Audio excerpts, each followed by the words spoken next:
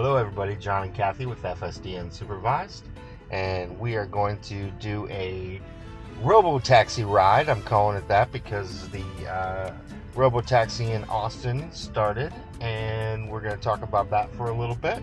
Also going to talk about how Optimus got into the car and best friends with Marvin the Martian now. It's either that or he's holding him hostage. You can't tell. It's hard to tell. It's hard to tell. But we're going to start our trip. We're just going to go home from here. So the first thing I'm going to tell you is that if you want to follow me on X, you can see the whole story on how Optimus got into the car. Kind of a fun little story that I think you should follow me on X and just follow along with how that happened.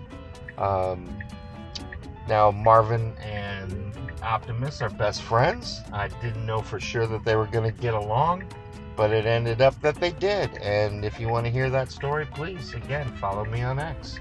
We should be taking off here in a second as soon as this guy moves. And away we go. It's in happening place. So the Robotaxi event started in, it's a launch. So now they're offering driverless rides in Austin. And if you don't know anything about it, what they're doing is there's no driver in the driver's seat, but there is a safety person in the passenger seat. It went off about 2 o'clock on Sunday, where we started seeing rides and videos of rides. And so far, the rollout is slow. I don't know exactly how many vehicles they had, but some people counted up to 18 of them. They don't know if they got duplicates. Some people said there were 35. Still trying to get a gauge on how many there actually are that are driving around Austin. But there's always a safety supervisor inside of the vehicle with them in case anything happens. I haven't seen anything where they needed to do anything other than just have the car pull over. I saw one where they had the car pull over for an emergency vehicle, and I think that was the only one that I saw for sure. And somebody told me about one that they had the car pull over for a bus stop. The only things that I've seen is that it was speeding. It was going 39 miles an hour in a 35 mile an hour zone. When you see the video on that one, you can see it was just keeping up with the flow of traffic. Everybody was doing just about the same speed because it was just the same cars in the video that the Robotaxi was actually, following and driving alongside of.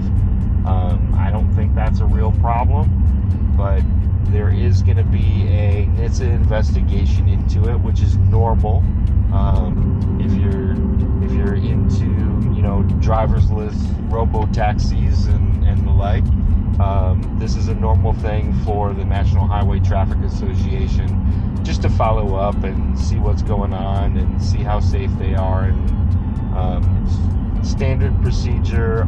Everyone that does any kind of driverless rides has gone through this. So Waymo's gone through this, and I think Zoox went through something similar on a testing that they had.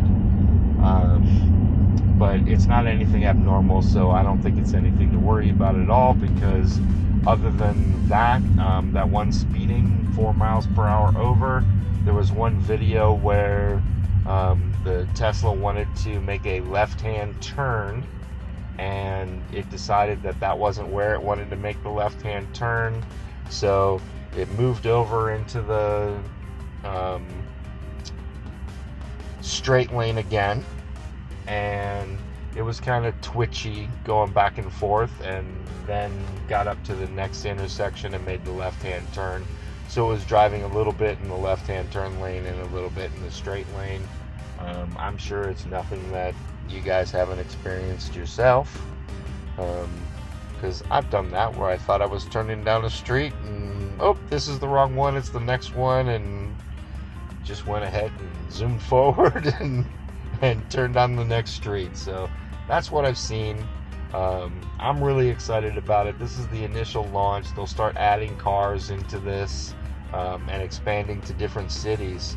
But really, go on YouTube, check out Austin Robotaxi launch. There's lots and lots of videos on YouTube. Come follow me on X, and then you'll see all the different videos that I'm watching. You can see thousands of videos there every single day of Teslas being robotaxis and actual robotaxis, just like this is doing right now. I haven't touched anything, and on my trip home from work, I don't think I touch anything ever unless it's going to pull over in front of our house and not go into the driveway.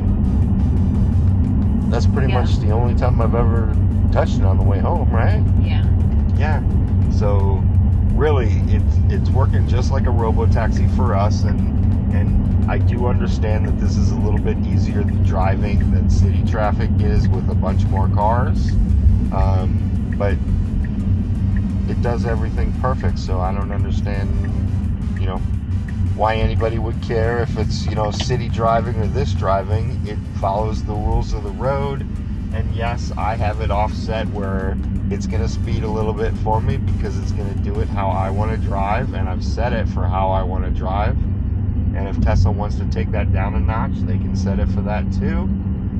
But I think keeping up with the flow of traffic is probably more important, and more people would get mad if you're not keeping up with the flow.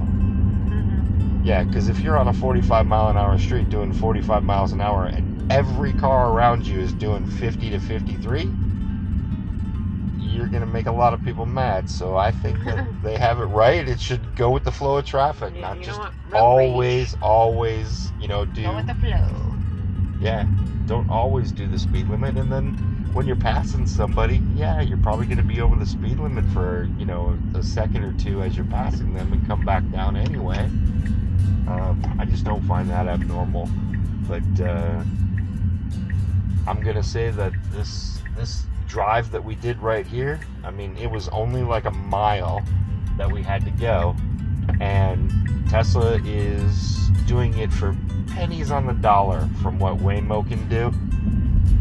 So when we get more robotaxis on the road and we can actually charge a little bit more, about half or less of what Waymo is charging, I don't see how any competition will be there anymore. What do you think? If you're gonna do a drive in a driverless car, or a robotaxi ride in a driverless car, and it's not goofy looking. One of them wants to charge you $10. One of them wants you to charge you $20 for the same mile of ride. You're going with a $10 ride every day. I think the thing is goofy. And it's not goofy looking. It doesn't have radars all over it, and you don't have to pull up to the nice restaurant and have crazy people looking at you going, what are you doing? So it's nice to be in a regular Model Y. That's what they're driving right now, and I'm sure robotaxis will be soon. But right now it's just Model Ys.